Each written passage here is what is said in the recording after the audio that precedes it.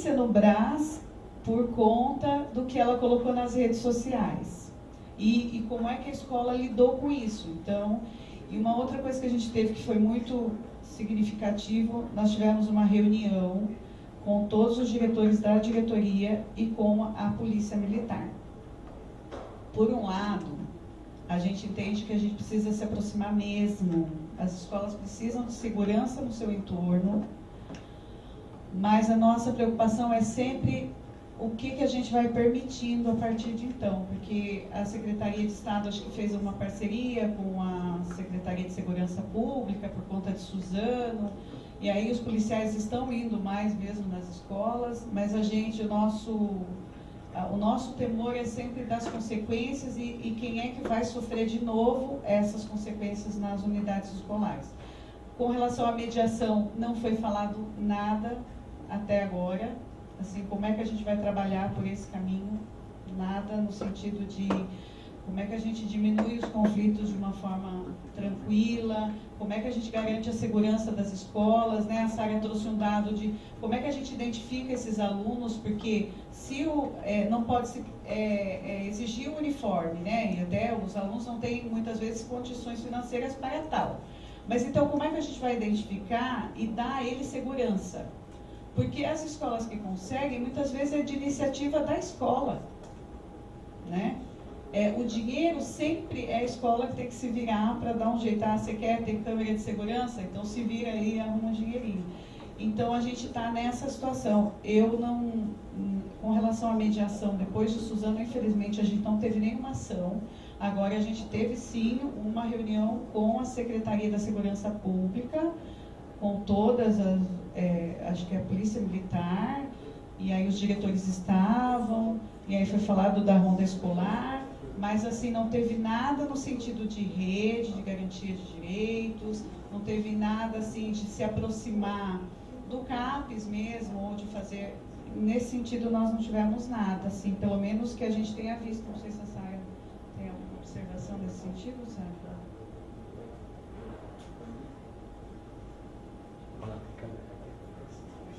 Pega isso.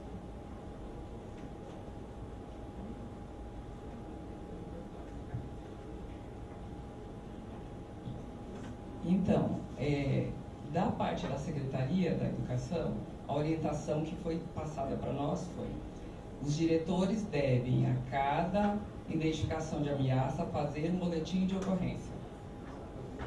Foi essa a orientação que foi dada. Então, quando foi feita essa reunião com todos os diretores também, assim, preocupados, a maioria deles acha ótimo, gente. Eles não acham ruim, eles não acham que isso é violência, eles acham que isso é fator de proteção.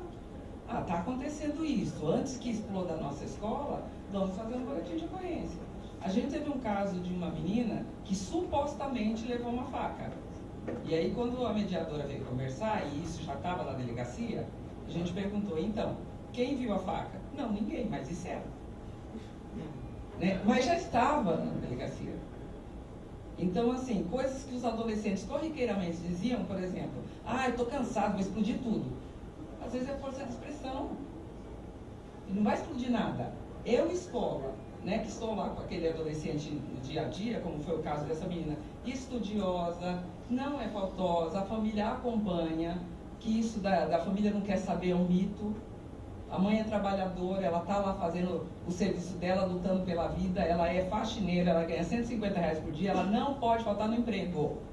Não é por isso, ela não foi na escola porque ela não quer, ela não foi porque depende da vida, depende de se alimentar, é uma necessidade primeira, né? E aí, essa mãe, quando chega, encontra a sua filha na delegacia. E a gente teve casos de policiais que foram na casa do adolescente e revistou a casa sem o adulto estar presente.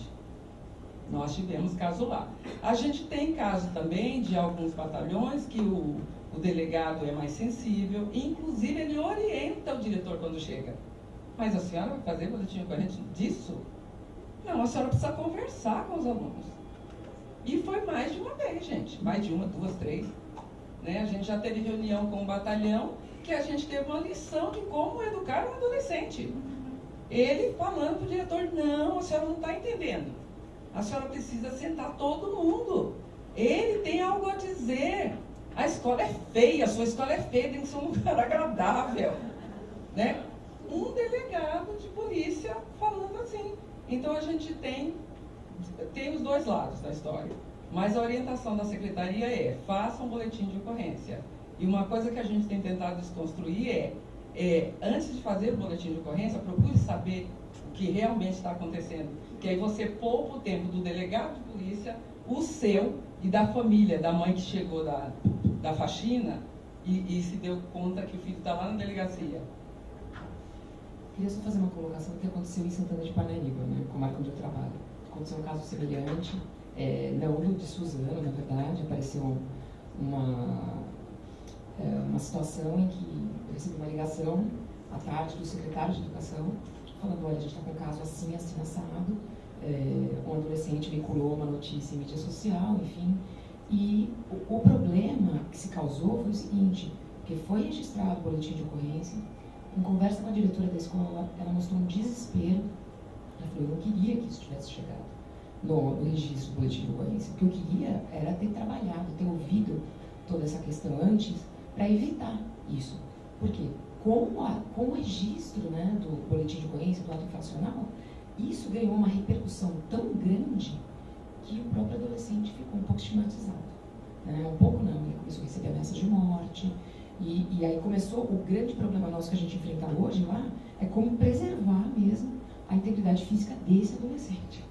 E, na verdade, como você colocou, esse adolescente, ele não tinha nenhum indício de problema na escola ou de problema na família. Ele era até um adolescente que a própria diretora falou para mim: eu nunca imaginei que isso ia acontecer com esse adolescente.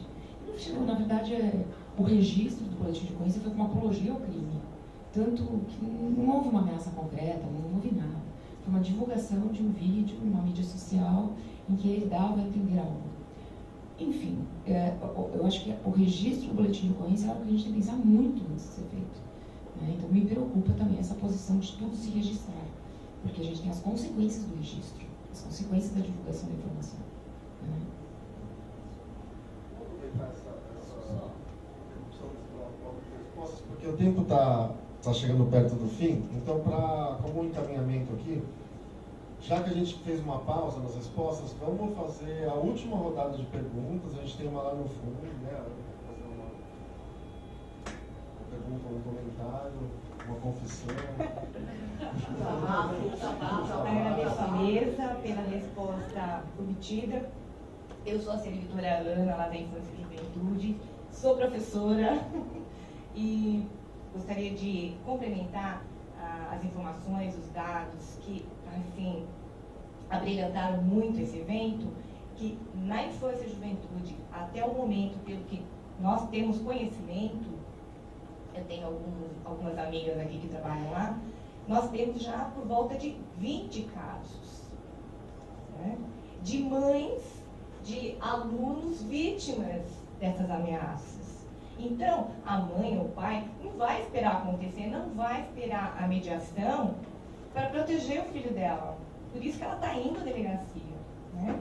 E aí, o que tem por trás disso? São adolescentes supostos infratores primários, né? Sem aquele histórico de agressão. Assim, e o que eu tenho percebido nos atendimentos, né, que nós fazemos aí, temos feito, sobretudo depois do massacre de Suzano, muitos relatos de bullying.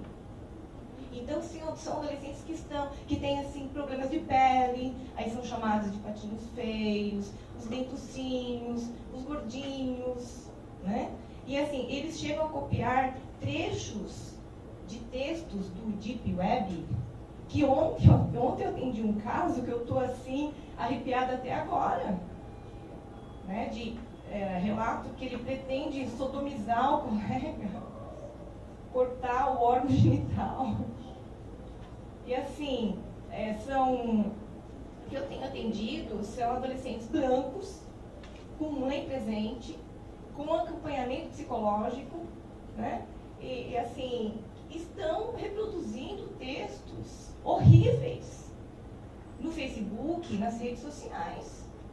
né? E a mãe da vítima não vai esperar 2 vezes para registrar o boletim de ocorrência. Então, agradeço a resposta, né? Porque realmente o ideal seria a mediação primeiro, né? Mas não dá tempo, não dá para esperar, né, acontecer e surtir um efeito para você, né, colocar o seu filho, proteger o seu filho. Tá? Mas eu agradeço aí a oportunidade de poder trazer um pouco de informação lá do nosso dia a dia. Eu queria um pouco... outras. Tem, acho que uma pergunta ainda, comentário, uma pergunta da Mirella? Não. Ah, tá. Bom, só não consigo nesse momento resistir à tentação de dar um pitaco. Passando um pouco pelo que o Raifa falou, sobre as questões que as escolas, enfim, que o sistema escolar reproduz e tal, sobre as diversas gramáticas que são empregadas para o tratamento do mesmo problema, dependendo de onde você está na sociedade. Eu me lembro com alguma clareza, no meu tempo de ginásio, colegial, em que, olha, eu não sei nem contar quantas vezes eu sofri os mais variados tipos de ameaça. Posso ter feito algumas também. De noite sem dormir, porque o fulano falou que amanhã vai me pegar na saída, eu não sei, só para pegar na saída, dependendo do território onde você está, vai ter uma outra linguagem. E eu fico imaginando se naquele tempo todas as mães pensassem, olha, eu não vou esperar acontecer para fazer boletim de ocorrência. A gente teria um fenômeno muito curioso no Brasil, de uma criminalização massiva dentro de um bairro de classe média, com um perfil social totalmente diferente da juventude que costuma ser criminalizada, né? Então, não posso deixar de fazer esse comentário porque me preocupa demais a mistura de estações que a gente muitas vezes acaba fazendo e tratando em termos policiais questões que são pedagógicas, tá? É só, desculpa, a gente às vezes, eu sei que eu estou aqui mediando, não é muito, não estou muito de acordo com a etiqueta dessa posição que eu estou aqui, mas eu fico me perguntando justamente se a gente não naturaliza certas coisas, porque eu não me lembro, eu passei por escolas públicas e privadas,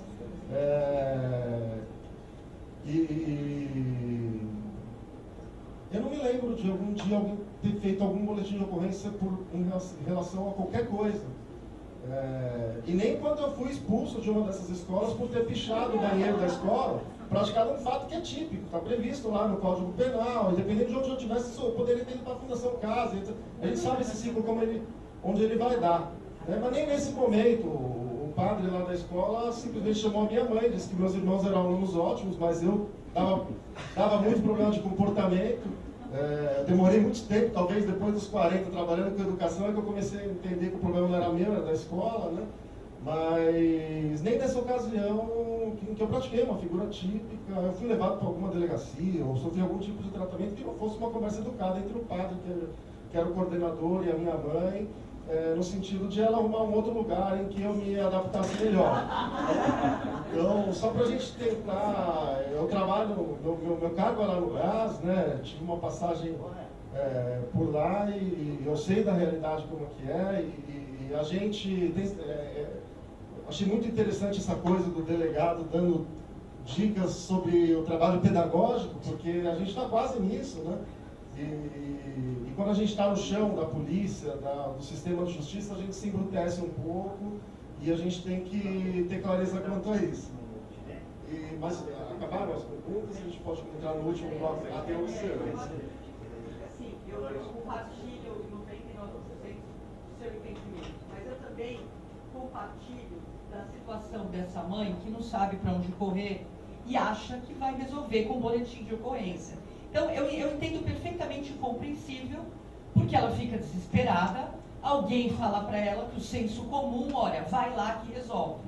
Agora, essa mãe precisa ser acolhida numa vara da infância e juventude, e alguém precisa explicar lá para ela, né, que ela pode fazer o boletim de ocorrência eventualmente, que o direito dela é legítimo, que ela está procurando, com os meios que ela tem, proteger o seu próprio filho, o que eu acho absolutamente legítimo, mas alguém precisa explicar para ela que ela precisa ir além de fazer eventualmente o boletim de ocorrência.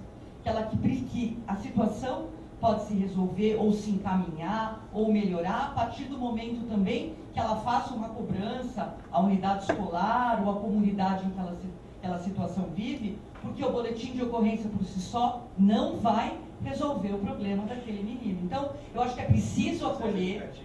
Oi? É o processo educativo. É o processo educativo. Então, enfim, eu entendo, falam para ela que ela tem que fazer o boletim de ocorrência. Ela vai com todas as esperanças dela lá na vara, onde a senhora bem colocou, né, desesperada, né, eu preciso proteger o meu filho de alguma forma, eu não sei quais são os caminhos. O que se vende é que leva para a justiça, que a justiça resolve, leva para o promotor, que ele vai lá dar uma bronca, né? Então, é preciso realmente acolher, eu acho, essa mãe, mas é preciso, de alguma forma, no atendimento, né? O atendimento nas varas da infância existem para isso, falar para essa mãe que não se esgola, o boletim de ocorrência pode ter ali alguma função, mas não é o que principalmente vai garantir a proteção do filho dela. A proteção do filho dela talvez se garanta perguntando para a escola o que a escola está fazendo, ou o que ela está fazendo junto com a comunidade escolar para melhorar essa situação de coisas. Obrigado. Vamos seguir agora nesse último. Ah, claro. Eu não vejo o boletim de ocorrência como problema em si. Eu acho que a questão é como a rede, a vara da infância, a promotoria da infância, o próprio delegado, todos os atores envolvidos vão lidar com o boletim de ocorrência. Porque o boletim, até nessa situação política que a gente vai ter que, em algum momento, lidar em relação ao governo do Estado, medidas que vão ter que ser adotadas, ele pode se tornar uma ferramenta em nosso favor, de quantificação de dados, de dizer, né, o quanto isso vem acontecendo. Em vários eu já recebi 2. E o que a gente vai fazer vou até aproveitar depois o colega, tentar pegar a experiência para a gente tentar repetir, né? Então, eu não vejo o problema da mãe registrar e nem da escola registrar.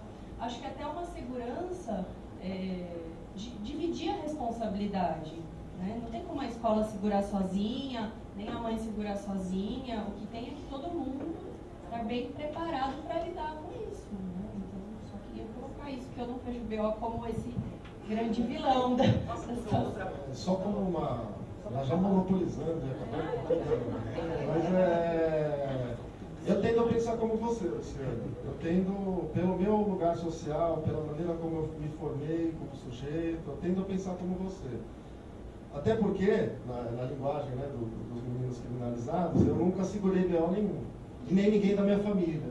Eu nunca fui acusado de crime, eu nunca tive parente, nem ninguém muito próximo, preso, e nem vivendo o que é o processo de criminalização, um processo que está caminhando em direção a 1 milhão de presos e com enfim, tudo que isso envolve, né? A minha preocupação vem do trabalho prático feito aqui no GEDUC, feito primeiro lá no Brás e agora aqui no GEDUC, de ouvir, né, nesse processo de a gente se educar permanentemente. Eu tenho revisto esse tipo de postura, até porque a gente que está do lado do sistema de justiça, a gente naturaliza muito a passagem pelo sistema de justiça. A gente pensa, não, nós não somos tão maus assim, venham, porque nós vamos dar um bom acolhimento para a sua demanda, mas às vezes a gente, enfim, quanto mais, a impressão que eu tenho, quanto mais a gente ouve o ambiente externo ao sistema de justiça, mais a gente percebe que a gente tem que ser muito cauteloso sobre aquilo em que a gente vai incidir, né? A gente poderia discutir um montão de temas, mas a gente sabe que hoje a gente vive um processo de judicialização generalizado da vida social, né, nas últimas décadas, e olhando do lado de dentro, às vezes a gente pode naturalizar o fato de alguém ter um procedimento policial contra ele. E aí eu posso falar com um pouquinho, né, um fiozinho de conhecimento de causa, porque eu tenho um avô, tive um avô, felizmente, com quem eu aprendi inclusive muita coisa sobre o Brasil e sobre como as coisas acontecem aqui, sobre a política, etc. E que era um militante, que foi perseguido pela ditadura militar, teve 3 ações penais movidas contra ele, com base na Lei de Segurança Nacional. Isso acarretou um período de 6 meses sem a família ter notícia e mais muitos anos fugindo de um regime, de um sistema totalmente, absolutamente, enfim, incompatível com a ideia de lei do processo legal, de Estado de Direito, etc. Então, mas a gente está muito longe disso. Nós, nossa categoria de promotores de justiça, não vou falar todas e todos do Ministério Público, porque nós temos diferenças de lugares sociais dentro da instituição, mas eu compreendo e tendo a ter esse ponto de vista, e durante muito tempo, eu tenho certeza que se eu voltasse hoje para 17 anos atrás, quando eu ingressei no Ministério Público, eu muito provavelmente teria oferecido menos denúncias, teria requisitado menos inquéritos policiais e teria tentado resolver com lei muito menos vezes problemas que são complexos e que não cabem no nosso código binário lícito e ilícito. Só um comentário. Mas eu acho que De novo, desculpas, mas às vezes é inevitável. muito pertinente nessa questão há uma cultura, né, da judicialização, né? E mais uma vez, assim, determinada camada, esses espaços aqui são muito aversivos, gente, né? Então, quantas vezes a gente recebe, às vezes a gente tem que acolher a mãe justamente porque aquele papel, né, que o oficial entregou, aquilo causa na família como um todo um impacto. Então, de sentar, mas Rafa, eu não entendo isso aqui. Não, eu também não entendo isso aí. Às vezes nem quem escreveu entende, mas é para a senhora não entender mesmo.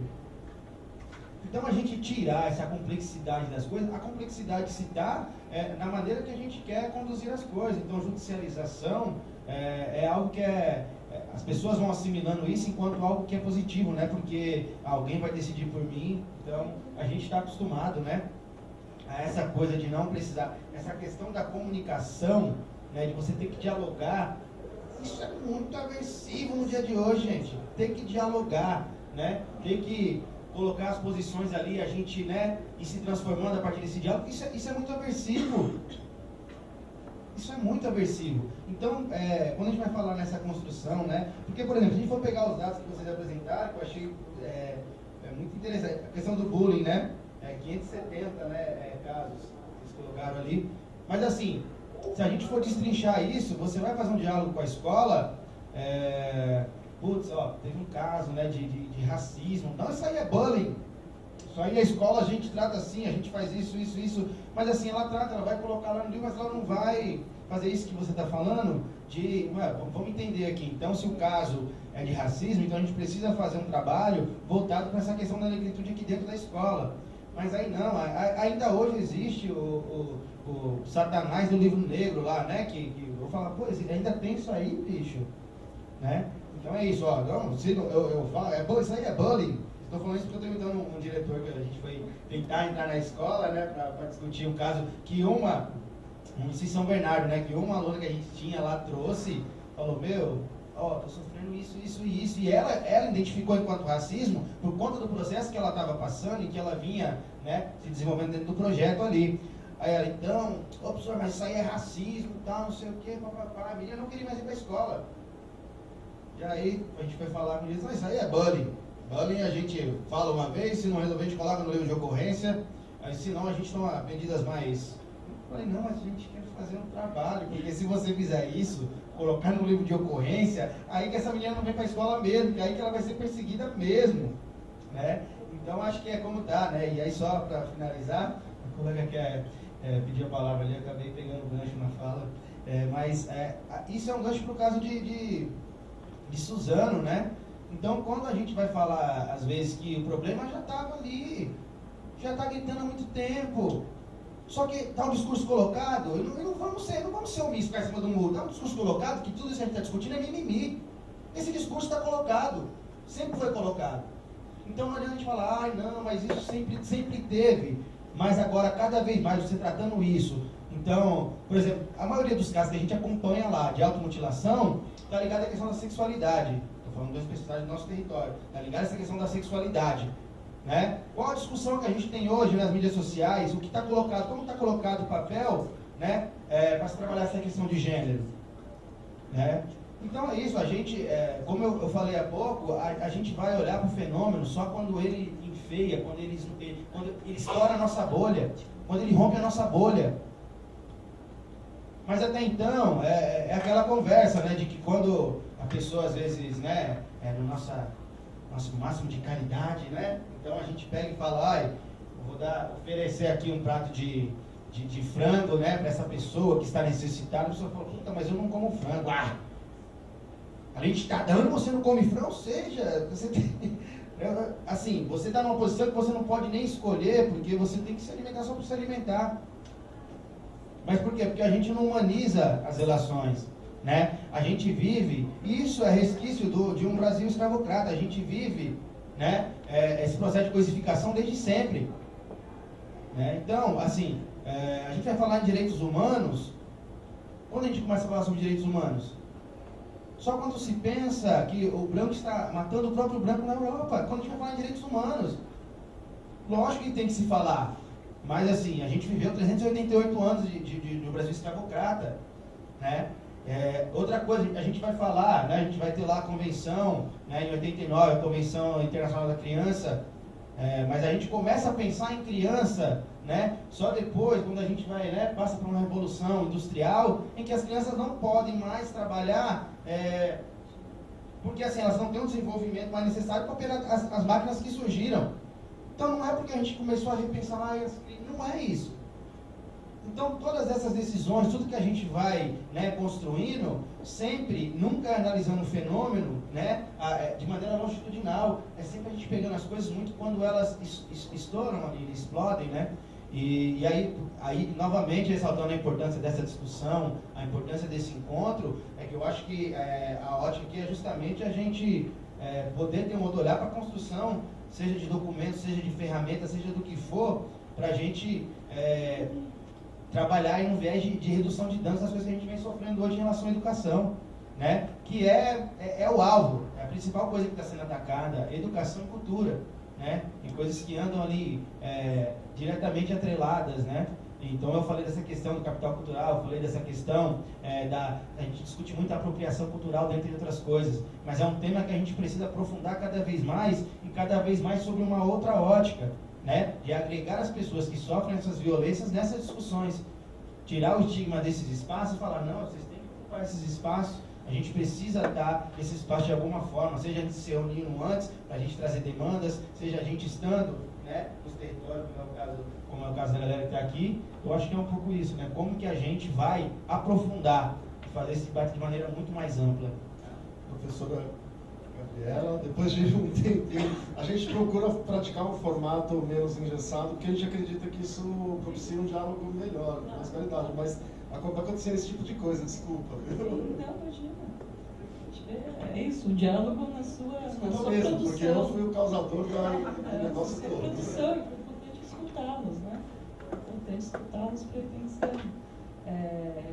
Enfim, queria um pouco partilhar, trazendo essa cena, né, do embrutecimento e do desespero. É assim que estamos nos tomando, né? Até o momento é disso que estamos enunciando, embrutecimento e desespero. Né? Seja na questão, por exemplo, dos encaminhamentos em que a educação encaminha, né, conforme vocês falaram, do verbo encaminhar para a justiça, seja na via, enfim, do delegado, registro BO, que vai para o motor, enfim, todo o seu circuito ali do sistema de justiça, seja da mãe que busca ali, seja do encaminhamento, né, da educação para a saúde, via o CAPS, por exemplo, percebemos nessas cenas, né, do encaminhar, uma rede muito fria de atuação, muito fria, né, que são de processos de desresponsabilização, a qual o código, as práticas pedagógicas, por exemplo, são suspensas em nome, não é,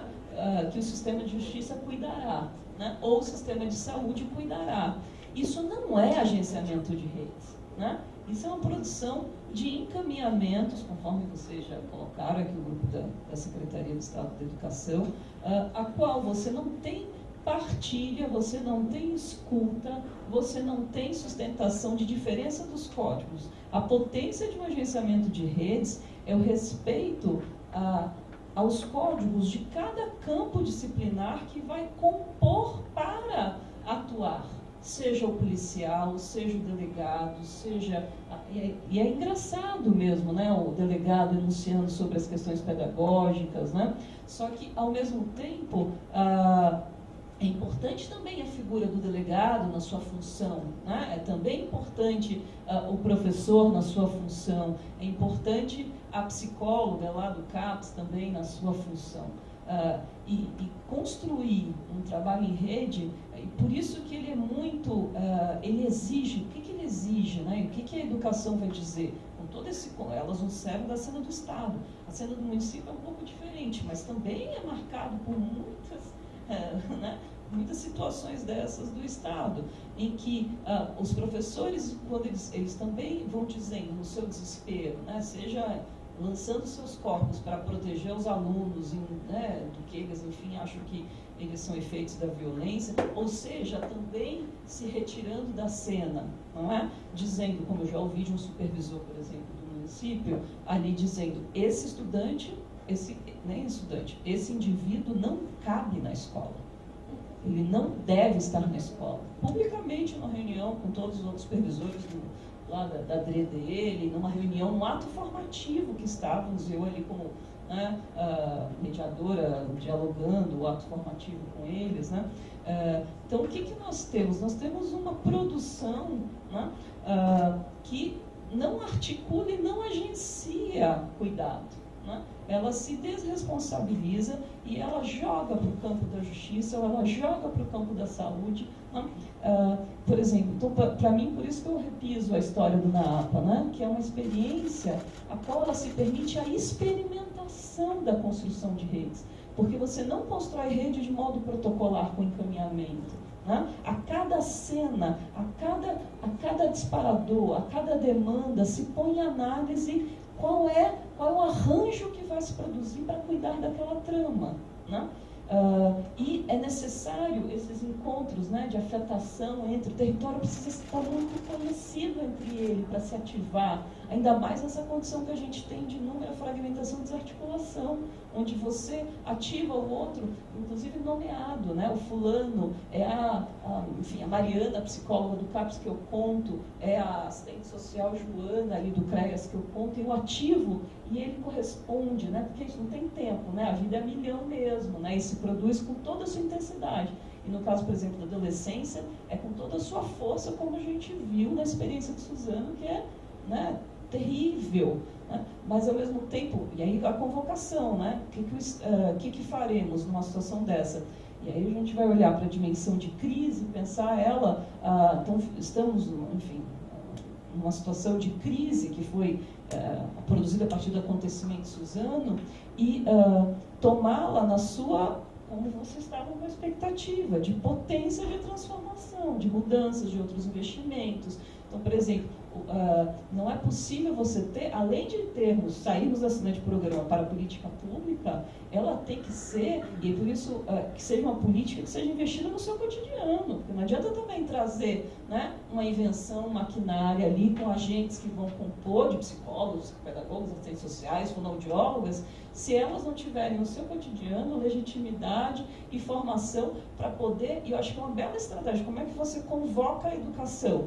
Você fortalecendo ela por dentro, na sua rede interna, com composição também. Para ela poder articular e para ela poder se responsabilizar, ela precisa também, não só que tenha professores necessários, né, quantidade necessária para dar aula, para fazer a gestão na direção, para fazer a coordenação pedagógica, esse é o mínimo do mínimo, né?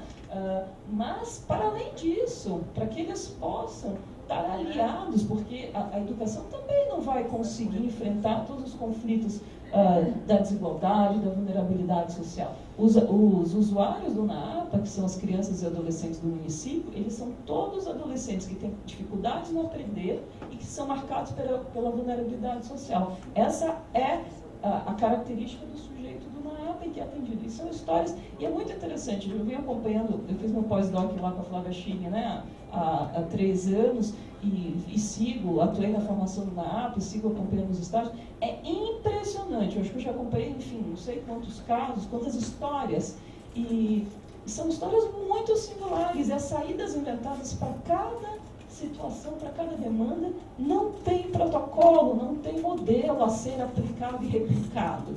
Tem um compromisso ético no paradigma do conflito, sustentando que o conflito é inerente nas nossas relações humanas e que nós vamos, entre nós, nos responsabilizar e enfrentar com o adolescente, com a mãe, com o pai, com a tia, com o SAICA, com o gerente do SAICA, enfim, com a vida a qual esse sujeito está metido. E são vidas muito tristes muitas vezes, muito tristes, muito violentadas, seus direitos violados. Você não tem uma história bela para ser contada, né? Então, em frente a uma situação de tristeza, né?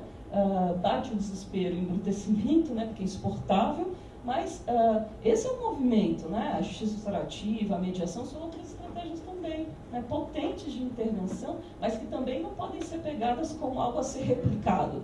Eu tive uma experiência, só para concluir, lá em São Caetano, o Eduardo Rezende Mello, que é um juiz, né? Enfim, que na época estava lá trabalhando a JR, lá em São Caetano, e a PUC fez uma parceria de pesquisa, enfim, e foi muito interessante. E eu, na época, fazendo o doutorado, e fui lá acompanhar algumas cenas dos círculos restaurativos, tinham cenas de círculos muito interessantes de composição, de articulação de rede, mas ao mesmo tempo tinha outras que não, que eu presenciei adolescente pedindo perdão, né, o qual ele não tinha direito à palavra no círculo, né? Então, também sair emprestando, né, os códigos da justiça para enfiar na cena da educação pode ser uma armadilha, porque você tem que respeitar, né, a disciplina, né, o campo disciplinar da pedagogia, que tem sua potência, tem seus saberes, tem suas práticas, tem sua linguagem, né? Então, acho que, enfim, então, concluo desse modo, dizendo que para agenciar redes é necessário um aquecimento, para que a gente não vá ao desespero e ao embrutecimento, né? A gente vá à afetação por essas histórias e que a gente se aproxime delas, porque muitas delas são muito distantes. E são distantes porque elas são difíceis e insuportáveis mesmo, né? E é para ser, porque a gente não pode naturalizar a violência, né? Essa saída é também produzir a violência, também ser conivente com ela, né? Coisa que eu acho que o episódio de Suzano, e toda vez que a gente se depara com uma coisa que parece ser uma ruptura tão grande, né, e nos coloca numa outra posição, ele conversa um tanto com o que a gente lê nos procedimentos que a gente vê aqui chegando no GEDUC, que é o que se nomeia enquanto o que se pede para a justiça não é realmente o que se demanda na vida, né? Você nomeia ele do jeito que você consegue nomear, como uma situação específica ou como uma ruptura tão grande como aconteceu, com uma violência tão chocante como aconteceu em Suzano. Mas ela vai ser a aparência de um processo muito maior e muito mais complexo que vai se dando ali no cotidiano das vidas. E se a gente analisa duramente o que é pedido, quando, por exemplo, uma mãe pede para fazer um boletim de ocorrência, que eu entendo e acho que a gente tem que pensar em formas de entender como é que aquele pedido chega e por que ele chega, ela está pedindo uma proteção que o BO não vai dar, né? Que ela sair com o papel da delegacia não vai dar. A proteção que ela quer uma proteção de constituição de laços e de redes e de pessoas com que ela possa conversar e que ela possa contar que ela está com medo e dizer porque ela está com medo e ouvir do medo do outro, que não é ali aquele encontro na delegacia que vai dar. E eu acho que a gente tem tentado olhar para as demandas e solicitações que chegam da área da educação, pensando o que de fato é possível fazer, que eu acho que são interlocuções para pensar cuidados que vão justamente dar a cada pessoa que está ali no seu lugar de participação, de formação e de cuidado, possibilidade de trabalhar, né? Então, quando eu digo isso, eu acho que é poder pensar como é que a gente cuida do espaço da escola para que a escola possa realmente entender que o saber pedagógico é um saber imprescindível e parar de deixar tanta gente invadir o espaço da escola para dizer o que eles têm ou não têm que fazer, né? Seja o médico, seja o juiz, seja qualquer outra pessoa, vive invadindo para dizer o que tem que ser feito, o que não tem que ser feito. E aí a escola precisa recorrer ao judiciário para estar protegida de si mesmo, né? Então eu acho que é como é que a gente vai pensando como fortalecer esses espaços de cuidado. E acho que é interessante pensar o trabalho justamente no monitoramento do que a gente tem de constituição de política e o quanto elas não se efetivam, né? Então, por exemplo, a gente tem políticas que dizem, bom, tem que construir um saber a partir de quem está na escola, né? Isso nunca vai para frente, as pessoas não têm espaço para falar. A gente tem uma aba, por exemplo, que é uma política da educação, que se constitui alguém como vai justamente pegar os espaços da escola, os conflitos, para pensar o que a escola faz institucionalmente para chegar no que chega naquele processo de não aprendizado. Também é um programa que a gente vê aí que, enfim, não está tendo nenhum tipo de aporte, nem de cuidado, de nada, mas que foi uma experiência, né, que a Gabriela traz muito interessante de pensar como é que a gente dialoga dentro da escola a partir do saber da escola e dentro da pedagogia, né, da coisa, né. E se a gente for pegar, por exemplo, CAPS, que é uma política interessante territorial, a gente não tem nem de longe o número de CAPS que a gente deveria ter para o território. Então, se a gente vai trabalhar dentro da política pública, eu acho que a primeira coisa que a gente tem que ver é as políticas que a gente já tem, né? E se a gente vai pensar em dados, a gente tem que pensar nos dados de tudo que a gente ainda não tem, né? E que deveria ter quando a gente constituiu a política. Porque me preocupa muito essas invenções de políticas novas que vêm, por exemplo, vamos ter psicólogo fazendo avaliação psicológica dentro da escola. Então, vamos ter um menino que tem o BO, vamos ter um menino que tem o diagnóstico, vamos ter um menino que é psicopata diagnosticado na escola. E aí? A gente não está fazendo, de novo, uma produção de cuidado que leve em conta todo o sistema de violência que todo mundo está vivendo, né? E eu acho que é um tanto isso que a gente queria um pouco falar hoje mais cedo, quando a gente fala do que chega aqui, né? O que pedem para a gente não é realmente o que eles estão pedindo para a gente. Então, eu digo a gente porque eu estou aqui nesse lugar do NAT que vai analisar o que chega no MP, né? Então, como é que a gente olha para isso e pensa nas políticas de efetiva, né, participação das pessoas nesses espaços. Acho que é isso. Bom, antes da gente encerrar, eu queria pedir para o colega João Paulo Faustinoni, pacientemente há 2 anos e meio está me ensinando a ser promotor de educação, a partir da experiência acumulada no GEDUC, comentários sobre o tema, para a gente poder depois encerrar. Bom, primeiro agradecer, né, a todas e todos que participaram e, enfim, acho que depois de ouvir tanta coisa a gente precisa de reflexão, né? Não adianta eu querer me manifestar agora sobre o mérito de tudo que foi dito, mas eu queria trazer algumas considerações sobre quase sobre o evento em si, né? Essa questão da violência escolar enfim, na sociedade, ela mobiliza muita angústia, né? E a primeira coisa é que coletivamente é a única maneira da gente trabalhar essa angústia, né? Quer dizer, se isolar com essa angústia gera coisas muito piores, né? Desde uma acomodação, imobilismo, depressão, etc. e tal. Então, chamar atenção para como é fundamental a gente ter espaços mais permanentes desse tipo de discussão coletiva.